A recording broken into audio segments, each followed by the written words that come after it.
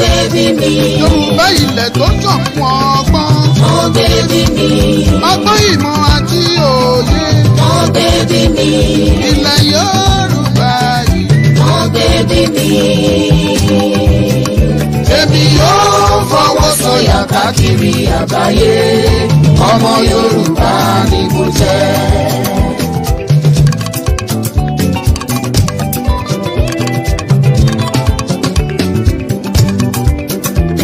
Yorùbá o, ẹ súnmọ́ bí ẹ yá mi létí inú yín ẹ tẹ́tí bẹ̀lẹ̀ jẹ́ kí ẹ gbọ́ mi ọ̀rọ̀ ń bẹ wà láyìí. Ọ̀nà tí wọ́n gbà mú wa lẹ́rú ọ̀nà tó pọ̀ ni. Àkọ́kọ́ wọ́n gba ẹ̀sìn lọ́wọ́ wa wọ́n gbé ẹ̀sìn tiwọn wá. Wọ́n gba àṣà lọ́wọ́ wa wọ́n ló ní í ṣe pẹ̀lú òrìṣà. Wọ́n láòtún gbọ́dọ̀ sọ èdè wa mọ́ èèmọ̀ wọ̀lú. Wọ́n lédè Yorùbá bànákúlà. Ẹ wá wojú ayé lóde. Àṣà Yorùbá ń parẹ́ lọ. Ọmọ Yorùbá fọwọ́ lẹ́rán wọ́n ń wò. Àṣọ èdè Yorùbá mọ́ èdè òyìnbó ni wọ́n ń gbé gẹ́gẹ́ bíi góòlù kiri. Nínú àwọn orílẹ̀-èdè tó lágbára jù lágbàáyé ni Russia. Àwọn kì í fèdè òyìnbó. Ẹ lọ sí China èdè wọn ni wọ́n ń sọ. Bẹ́ẹ̀ dé France Faransé ni wọ́n ń fọ̀ níbẹ̀. Japan, India, Germany wọ́n wà lára orílẹ̀-èdè tó kógojá nípa ìmọ̀ ẹ̀rọ. Ẹ lọ ṣèbéèrè èdè ìlú wọn ni wọ́n fi ń kọ́ àwọn ọmọ wọn nílé ìwé. Abálájọ tí ìlú wọn fi dàgbé wá wò. Àmọ́ ṣá Yorùbá ẹ sọ jí o. Ẹ dìde ẹ dìde. Ọmọ Yorùbá o, ẹ dìde.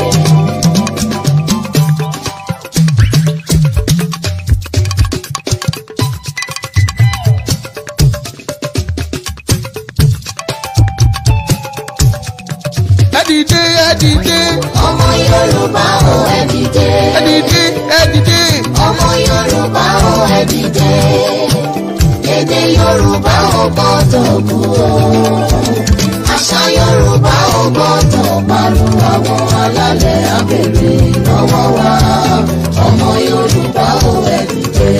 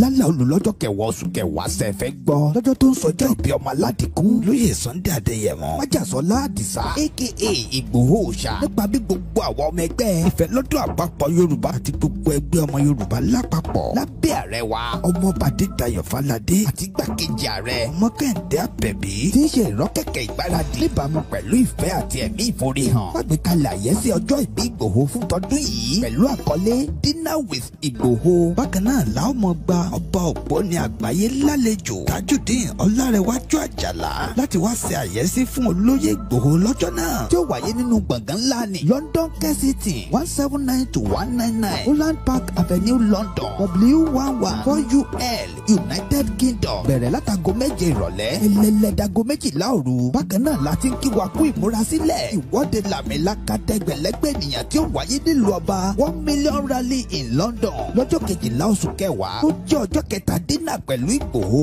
lẹ́yìn tọ́láyọmí kó ìkímidà àti kálára rẹ̀ ó máa ṣàkóso rẹ̀ pẹ̀lú ọ̀kan ọ̀jọ̀kan àwọn àlàkalẹ̀ ìrọ̀rùn nípa bá a ṣe máa fi ọkọ̀ àjàgbé ńlá ní London route bus gbé àwọn àgbààgbà àti àwọn abarapá gbogbo láti BBC in Oxford Street títí tí ìwọ́de ó fi parí sí Paris Trafalgar Square tó bá wá di ọjọ́ 13 ọjọ́ 4 dínà with Ìgbòho láwọn máa ṣàbẹ̀wò lọ sí ìlú Manchester gan fún ẹ̀kúnrẹ́rẹ́ àlàyé síwájú sí i tàbí láti dá sí ètò ìfọlọ́ndrìlì ẹ lè pè tàbí kẹ́ WhatsApp Ọláyọmí Kóìkí lórí +447 594 050 979 Yàtúbí lórí +447 570 320 030 Tóyìn Ọláoyè lórí +447 896 018 764 lápapọ̀ ọmọ Yorùbá àgbáyé pátápátá ní àwọn ẹgbẹ́ ìfọlọ́dún àpapọ̀ ọmọ Yorùbá ṣe ń kí ọmọ aládìkún wípé ẹ kú ọdún ẹ kú ìyẹ̀dún a sì ń ṣàmọ́dún àṣàmọ́dún sẹ́ẹ̀mí ìtayà tọmọ Yorùbá World Media ló ń kéde lórúkọ gbogbo ọmọ Yorùbá pátápátá. ẹ kú ojúmọ́ ìní ọjọ́ ajé kí gbogbo wa jọ rí ajé jẹun ojúmọ́ ayọ̀ ló mọ́ yín lé ní gbogbo ọmọ Yorùbá ojúlówó ọmọ Yorùbá ni mò ń bá wí àwọn tó dìde fún òmìnira ìran wọn àwọn tí ò jẹ́ kí akótilétà ọmọ ó jogún ìbí bàbá wọn mo kí yín lórúkọ bàbá pòfẹ́sọ̀ ọ̀jọ̀gbọ́n Àrólé Awólọ́wọ̀ Stephen Adébánjí ọmọ Akíntóyè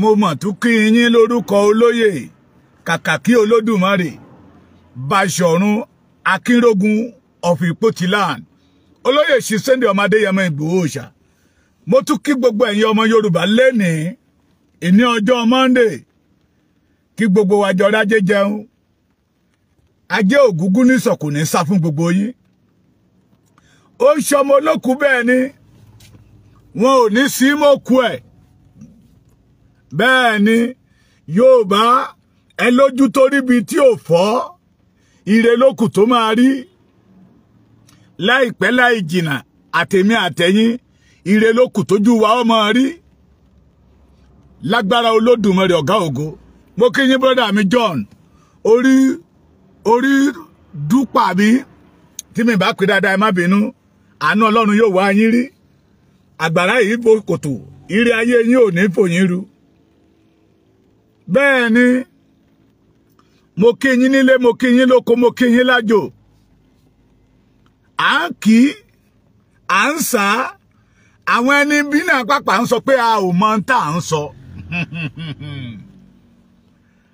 àwọn ọ̀dájú ènìyàn wọ́n ti pọ̀ lọ́nà ìgbàlà yìí ẹ̀yin tó lùwà pé ẹ jẹ́ ká fúnra àwọn ọ̀dájú ènìyàn àwọn ìkà ènìyàn àwọn aṣekúpani ènìyàn wọ́n ti pọ̀ lọ́nà ìgbàlà yìí ẹ̀yin tó lùwà pé ẹ jẹ́ ká fúnra tẹ́bẹ́rì wọn lóde àìlówó orin máa dùn mí orin a máa gbé mi ṣùgbọ́n mẹ́mọ orin kíkọ ìmíràn á tó kọ́ làmọ́rún ìmíràn àdàmúre ńlá àbí bẹ́ẹ̀ kọ́ ìrìn àjò ẹsẹ̀ wọn bàbá yẹ wọ́n ní ó gùn ju ti rélùwé lọ they are all armed robbers olè ni wọ́n àṣírí wọn ti tútú mo mọ̀ bí Olúwa ti ń bẹ bí ẹ̀mí rẹ̀ ti ń bẹ láàyè àṣírí àwọn aṣebilẹ̀ Yorùbá ò ní bò gbogbo ẹnikẹ́ni tó bá ti dúró pé ìran Yorùbá ò ní lọ àṣírí wọn ò ní bò yóò mọ̀ tún ni àwọn olè oh my God amrọ̀bà lórí pẹpẹ adigunjalè lórí pẹpẹ alọ́nilọ́wọ́gbà lórí pẹpẹ, àwọn aṣekúpani lórí pẹpẹ, ọ̀dájú ènìyàn lórí pẹpẹ, alọ́kólóhunkígbe lórí pẹpẹ, àfèmí lórí pẹpẹ. Gbogbo yín pátápátá bẹ́ẹ̀ ṣe ń wọlé yẹn lẹ́ẹ̀rí tàjẹ́ ṣe. Ojú òní tì yín, bàbá mi Wàsíù Tìámíyù. Ojúmọ́ ayọ̀ ló mọ́ gbogbo yín lé ní gbogbo ọmọ Yorùbá. They are all armed robbers. Mo láṣìírí àwọn aṣẹ́bí òní tú. Àkòníbò yóò mọ tú ni màmá mi Ewétúgà JP.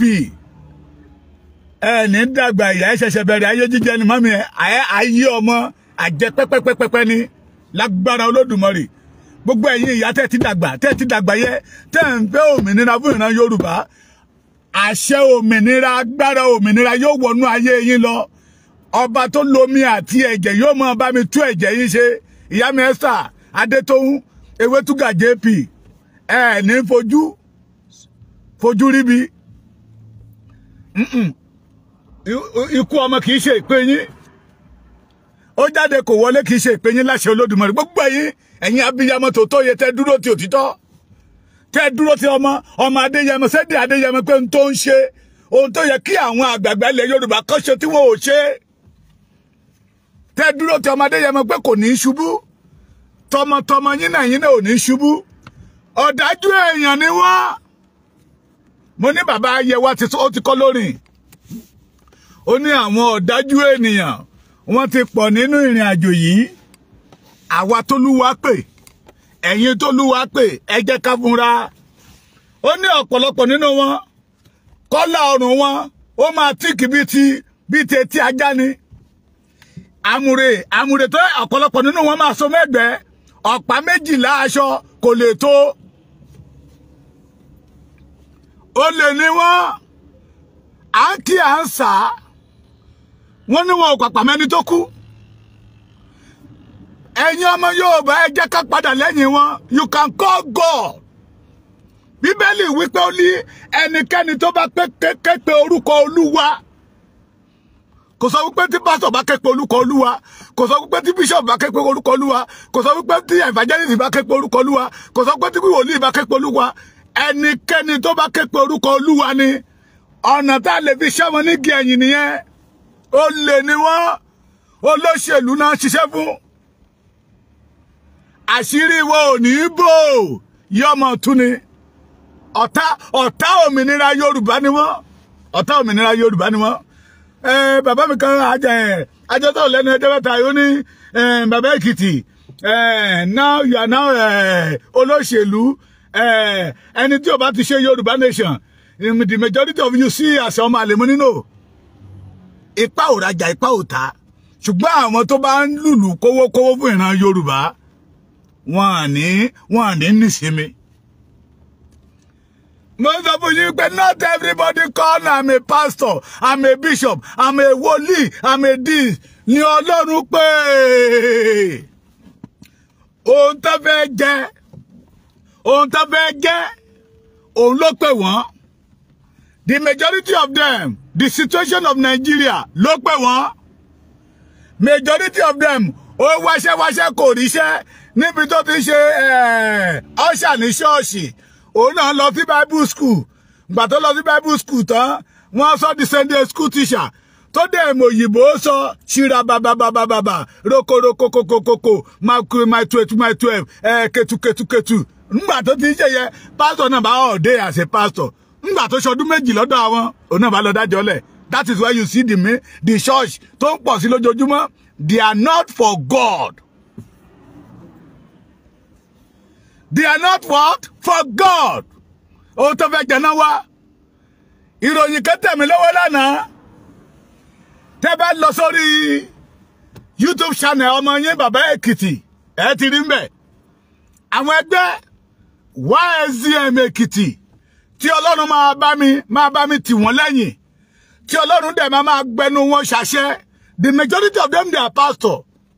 Wọ́n pè pàdé yẹn lánàá. They let us pray for the Yoruba nation. Pé kí Ọlọ́run kó gba ìjọba yẹ fún wọn. Ó tó kù wọ́n kù. Ní pé kí orílẹ̀-èdè Yorùbá kó dúró.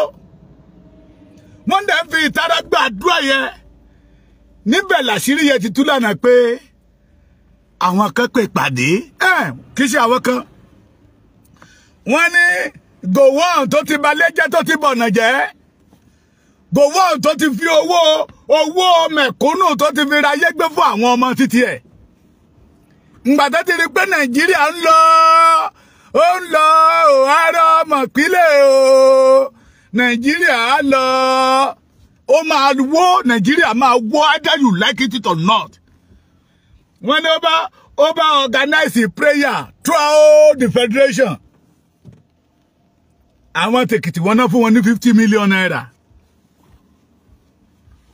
àná náà organize prayer yẹn àwọn pásítọ̀ oníjẹkújẹ tí ìgbẹ̀yìn wọn ò lè dára wọ́n wá lọ kóra wọn jọ ẹ máa 50 million yẹn máa di wàhálà sáàárín wọn màá tún gbé wá sọ́dọ̀ yín ẹ tún máa gbọ́. ẹni tó fún wa ní information yẹn is pastor wọ́n fi lọ́ọ́ lóhun òfin òun ò gbàdúrà fún Nàìjíríà mọ́ ẹni bá ń gbàdúrà fún Nàìjíríà bí ìgbà tó ń tàn bá wéèsì táìmù ẹ̀ ni pé Nàìjíríà ti tẹ ìjà aláìṣẹ́ lẹ̀ Nàìjíríà ti fìyà jẹ ọmọ tí ò yẹ kó fìyà jẹ Nàìjíríà ti kẹ̀yìn sí Ọlọ́run ìpilẹ̀ṣẹ̀ Nàìjíríà Ọlọ́run gan ò mọ̀ sí oníbòsí pè fún wọn nìyẹn wọ́n wá lọ kóra wọn jọ nígbà tó gbọ́ 50 million naira àwọn pásítọ̀ yẹn ló kóra wọn jọ lánàá wọ́n ní wọ́n ń wojú Olúwa fún Nàìjíríà ó lè àwọn pásítọ̀ ó lè àwọn pásítọ̀ ó lè àwọn tó kóra wọn jọ tó ń gbàdúrà fáwọn ọ̀jẹ̀lú pé kó tó bàbá àbáyé ọmọ Yorùbá jẹ́ ó lè ẹ̀yin pásítọ̀ ó lè 50 million tẹ́lẹ̀ ẹgbà yẹn àìsàn lẹ́ máa fi wò ẹ̀ ké pọ̀ Ọlọ́run ò ní dá yín lóhùn yes Bíbélì wípé ó ní Olúwa kì í gbọ́ igbe ẹlẹ́ṣẹ̀ Ọlọ́run ò ní gbọ́ igbe yín pẹ̀lú gbogbo tí ọmọ Yorùbá ń là kọjá yìí pẹ̀lú bá ṣe ń pariwo yìí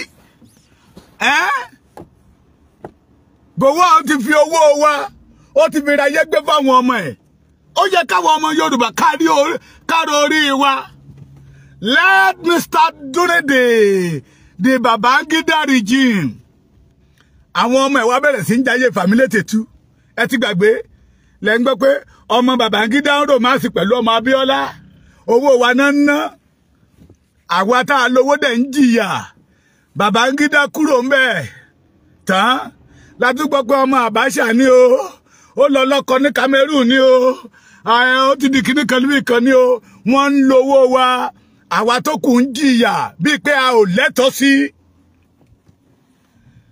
oṣù mẹ́sàn-án tí Abdulsalam ṣe àwọn ọmọ ẹ̀ náà jayé fàmílétètú wọ́n ṣe yọ̀tọ̀mì wọ́n ṣe yìn owó wa náà lò owó wa náà fi ń dá bísínẹ̀sì ńlẹ̀ fáwọn ọmọ wọn pé tí ń bá tiẹ̀ kúrò ń bẹ̀ tán tí generation wọn ò ní tòṣì òṣì ní gbogbo yín máa tagbẹ̀yìn ọjọ́ ayé yín Abdulsalam kúrò ń bẹ̀ Ọbásanjọ́ wọ́n bẹ̀ màrà tí Ìyábọ̀ dá ni màrà tí Ìyábọ̀ Ọbásanjọ́ dá ó ṣe títí ó rapálá wọnú sẹ́nẹ́ẹ̀tì ẹ ti gbàgbé 100 million ṣé 100 million ní àbí 100 billion owó tọ́nà fẹ́ fi ra oògùn sí General Hospital l'Abuja ọmọ Ọbásanjọ́ Ìyábọ̀ Ọbásanjọ́ kọ́mì ìgbà tí EFCC fẹ́ máa lé káàkiri Ọbásanjọ́ lọ gbé pamọ́ sí Kaduna àbí ẹ ti gbàgbé ni òun náà ń jayé fàmílétètú ó yí rè bàbá ẹ̀ ló wà lórí ipò he must chop the national cake Gbénga Ọbásanjọ́ ò gbẹ̀yìn àìmọye àwọn ọmọ Ọbásanjọ́ tó jáde síta ètò wà ní àmì ńgbà tó Ọbásanjọ́ lọ gbà títí ẹ̀tẹ́ tí Yar'Adua débẹ̀ máa rà tọ́mọ Yar'Adua náà dà abẹ́ ti gbàgbé ni dórí Jonathan dórí Buhari tó ń lọ yìí ó lè yẹ billions of dollars tó wà ní àkáǹtì ọmọ Buhari Tinubu tó wà ń bẹ̀ náà ẹ̀mọ́ tí ọmọ ẹ̀ ń dá lára Ṣèyí Tinubu àti Ìyálọ́jà ènìyàn kan wá lọ organize ẹni tó ti fi gbà kan jẹ́ international armed robbers. Ó wá lọ organize prayer. Ó wá kó owó fẹ́yìn pásọ̀ ẹgbà ọjọ́ ikú yín. Bí ẹ ṣe gba owó yẹ ẹgbà ìbànújẹ́. A mọ̀ pé ẹ fẹ́ ìran tálákà kí tálákà ó dolóríire. A mọ̀ pé ẹ wá ìlọsíwájú. Pásítọ̀ tó ń pè yín náà owó lẹ fi kó jọ. A mọ̀. Pásítọ̀ tó ń pè yín náà tẹ́ máa jẹlẹ wá débẹ̀ kì í ṣe pé ẹ fẹ́ràn iṣẹ́ Ọlọ́run débẹ̀. Àwọn pásítọ̀ kan wà wọ́n gba iṣẹ́ Ọlọ́run yẹ ti kú ti yé ni.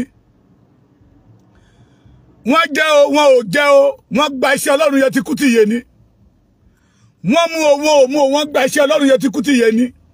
Ṣùgbọ́n ẹ̀yin olè nìyí olè. Àwọn the Christian Association of Nigeria Ekiti chapter wọ́n ní ẹgbà 50 million. Ẹ lọ organize prayer fún Nigeria. Àdúrà yín ò ní gbà. Àdúrà yín ò ní gbà olè nìyí.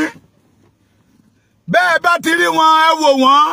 Tẹ́ bá ti rí wọn tí kọ́lá wọn tó ṣe jọ̀ràn. Tẹ́ wọṣọ tó kọlẹ̀ dẹ́dẹ́dẹ́dẹ́ tẹ́ rí bàtà wọn níta. Olè ni wọ́n olè ni wọ́n. Olè ni wọ́n. Wọn ò lè wojú Olúwa torí pé Olúwa ò dá wọn mọ̀. Iṣẹ́ wọn burú jáì. Ọlọ́run dẹ̀ kórìíra wọn. Ọlọ́run kórìíra alágàbàǹgebè. Ọlọ́run gan mọ̀ pé alágàbàǹgebè ni wọ́n. Ọlọ́run gan mọ̀ pé àwọn olè ti wà lórí pẹpẹ. Pé ọ̀pọ̀lọpọ̀ pẹpẹ ni ò jẹ́ mímọ́.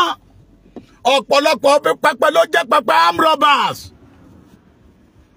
Ọ̀pọ̀lọpọ̀ pẹpẹ ló jẹ́ pẹpẹ oníjìbìtì. The majority of pepes, authors, is author of armed robbers. Bó 419 nígboro ṣá máa kówó yẹbọ̀ ní ṣọ́ọ̀ṣì kí pásítọ̀ kó tẹ́lá mọ́tò fún pásítọ̀. Wọ́n náà ṣiṣẹ́ wòlíì fún yín. Àánú Ọlọ́run máa kákò lórí gbogbo yín. Bẹ́ẹ̀ ti fẹ́ kí ìran Yorùbá ó nísinmi. Tẹ́ẹ̀dẹ̀ mọ̀ pé ìran ọmọ Yorùbá ti di alágbe káàkiri gbogbo àgbáyé. Àkókò rèé ṣé ẹ̀ka Bíbélì dáadáa ni. Ísírẹ́lì náà wọ́n ti fáká gbogbo àgbáyé nígbà tó tó àkókò Ọlọ́run bẹ̀rẹ̀ sí kó wọn papọ̀. They became a strong nations. Àkókò ti Yorùbá rèé tọ́lọ́run fẹ́ máa kó wa papọ̀. Ṣùgbọ́n ẹ̀yin wa ẹ lọ organize àdúrà tọ́lọ́run ò ní mọ̀. Ẹ máa ṣòfò gbẹ̀yìn ni ẹ̀yin pásítọ̀ olè yẹ. Ẹ̀yin pásítọ̀ ẹlẹ́bí. Ẹ̀yin pásítọ̀ olóṣèlú. Ẹ máa ṣòfò gbẹ̀yìn ni. Ó dùn mí mi ò mọ orúkọ yín. Ẹni tó sọ fún mi ò sọ orúkọ yín fún mi. Àtẹ̀yin pásítọ̀ onífìlà gogoro nígbà campaign Tinubu. Ẹ máa ṣòfò gbẹ̀yìn ni. Ẹ máa ṣe kí ni? Ẹ máa ṣòfò gbẹ̀yìn ni ẹ̀yin olè. Ẹ̀yin dẹ̀ ń wí nígbà tọ́lọ́run ò wí. Ẹ̀yin dẹ̀ kọ ìlànà Ọlọ́run sílẹ̀ torí owó, torí ìjẹkújẹ. Ẹ máa ṣòfò gbẹ̀yìn ni. Idà Ọlọ́run máa bà yín. Idà Ọlọ́run á bà yín ẹ̀yin olè. Ẹ̀yin olè. Tẹ́ bá ti gbọ́ báyìí lọ, Bíbélì tẹ̀ sọ pé ó ní ká máa fi dá ẹ̀mí wò. Ká lè dá èyí tó ṣe ti Ọlọ́run mọ̀. Ọ̀pọ̀lọpọ̀ nínú wa gan ya ọ̀lẹ la fi kó sí ọwọ́ àwọn amúrọ̀bà pásítọ̀. La fi kó sí ọwọ́ àwọn oníjìbìtì pásítọ̀. Iṣẹ́ ọwọ́ wọn ó burú ju ti àwọn wèrè lọ. No. Má bọ̀rìṣà, má ṣe gbá àwọn gan tó gbé pamọ́ tó ń bọ̀. Ó ju ti babaláwo lọ. Iṣẹ́ ọwọ́ babaláwo bẹ́tà wọn. Tí babaláwo bá gbé ọ̀pẹ̀lẹ̀ kalẹ̀ tó ọ̀pẹ̀lẹ̀ bá ti sọ fún babaláwo pé ibi báyìí ni kó gbà. You will never see babaláwo to do another thing. Torí ó mọ̀ pé tó ń bá ṣe ó máa jìyà ó máa kàbùkù. Wọ́n ní àwọn máa tu Olúwa lójú. Ẹ ní kúre. Òbéṣì nídú abatẹnijẹ́ ni wọ́n. Abatẹnijẹ́ ni wọ́n. Tí ń fúnni lóko ìdí ọ̀pẹ́rọ. All the fake pastors. All the fake pastors, they are all armed robbers. They are all armed robbers. Tẹ́ bá ti ń gbọ́ international armed robber, àwọn ni. International armed robber, àwọn ni. Àwọn ọmọ olè tí jàre onúkún, àwọn ni. Àwọn ọmọ olè tí jàre onúkún, àwọn ni. Ọjọ́ àná báyìí wọ́n ti ka owó mọ́mọ́ bá sọ̀kan. Alẹ́ Saturday ló máa dé sí Nàìjíríà. Alẹ́ Saturday ní ó dé Nàìjíríà. Ìrọ̀lẹ́ Sunday ló dẹ̀ máa padà sí London. A ti gba ìdá mẹ́wàá, a ti gbọ́ rẹ̀. A ti gba ìdá mẹ́wàá owó àdúrà mi gbà. Ṣé make I prophesize? Ṣé make I prophesize? Ṣé make I prophesize? Bọ́dà mi ọmọ Bóyèdé Ṣẹ́gun. Yesterday night you hit Amala. Ṣé make I prophesize? Pẹ̀lú ọbẹ̀ ẹ̀gúsí, ẹran méjìlá fi jẹ́. Ṣé kí n sọ ìran fún yín? Èèyàn kan wà nínú ilé yín tó jẹ́ Ṣẹ́gun. Ẹ bá gbogbo prophet, prophesize. Àwọn olè tọ́lọ́run ò mọ̀. Those people that God did not know their identity. Tẹ́ pé ra wọn ní ìránṣẹ́ Ọlọ́run fún yín. Wọ́n ní kúre. Wọ́n ní kúre. Àdúrà wọn ò ní gbà lórí yín. Àdúrà wọn ò ní gbà. Amrọ̀bà ni wọ́n o. Olè ni wọ́n o. Alọ́kọ́lọ́ kígbe ni wọ́n o. Tẹ́ bá ti rí wọn ẹ wò wọ́n dáadáa o. Tẹ́ bá ti rí wọn ẹ wò wọ́n dáadáa o. Ọmọ olè ni wọ́n ti jàre oníkan. Ìran ìjàpá ni wọ́n ti ń jẹ ju oníkan lọ. Ṣé make I prophesize? Ṣé make I prophesize? Máa gbọ́ pé báyìí l'Olúwa wí. Ìyá kan wà nínú ilé yín tó jẹ́ Ìyábọ̀.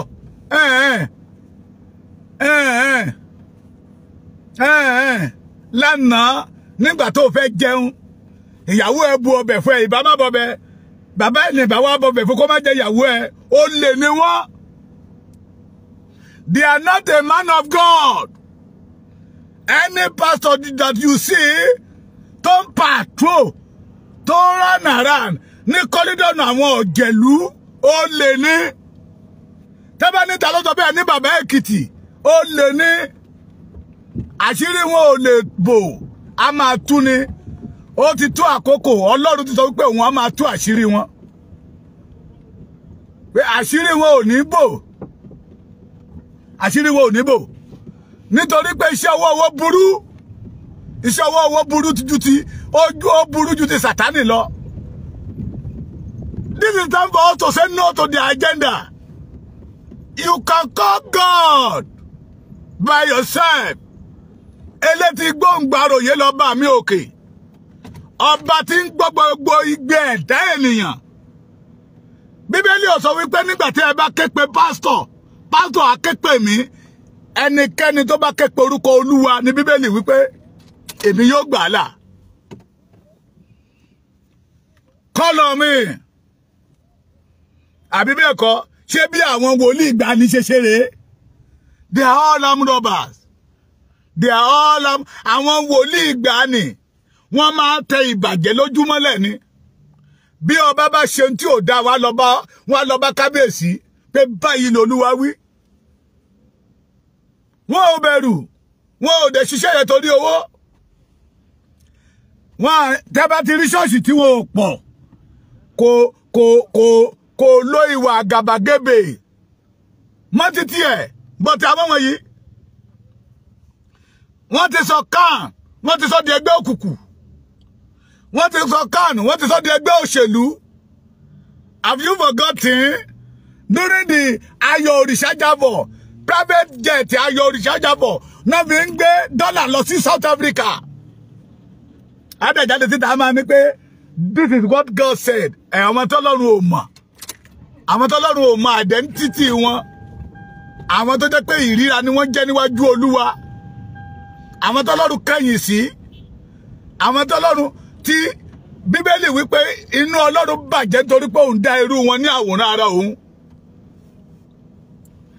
Inú Ọlọ́run bàjẹ́ nítorí pé wọ́n máa dẹ̀yìn abatanijẹ́ ni wọ́n gbọ́dọ̀ dẹ̀yìn lẹ́yìn Yorùbá.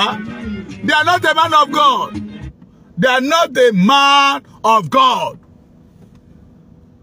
Wọ́n ní gòwọ́nù ó fún wọ́n ní tèkìtì mi ìmẹ́yẹ tí tọ̀ṣun máa gbà mi ìmẹ́yẹ tí tòǹdó máa gbà mi ìmẹ́yẹ tí ọ̀yọ́ máa gbà dé ògùn dé èkó but wọ́n ní tèkìtì 50 million naira nàná kó ló gbélé wọn lọ́wọ́ kó lọ fi gbàdúrà mímí mọ̀ pé kì í ṣe ọlọ́run náà gbàdúrà sí èmi mọ̀ pé ọlọ́run wa kì í ṣe ọlọ́run ìkà kì í ṣe ọlọ́run tó rorò kò ní gbọ́ igbe wọn yóò dá àdúrà wọn padà sí wọn láyà torí bàbá yẹn mọ̀ pé ìkà ni wọ́n ọlọ́run yẹn gan mọ̀ pé ara ń ní Yorùbá ọlọ́run mọ̀ wípé ìran Nàìjíríà oúnjẹ Yorùbá bí ẹni jẹṣu ni ọlọ́run gan mọ̀ pé àgbékalẹ̀ Nàìjíríà láti pẹ́ ìran Yorùbá lójú ni ọlọ́run mọ̀ pé àgbékalẹ̀ Nàìjíríà láti kó ìran Yorùbá ní ẹrú ni ọlọ́run mọ̀ pé ìran Nàìjíríà láti máa pa wá bí ìgbà tẹ́nìyàn bá pa ẹran ni that is why you see the Fulani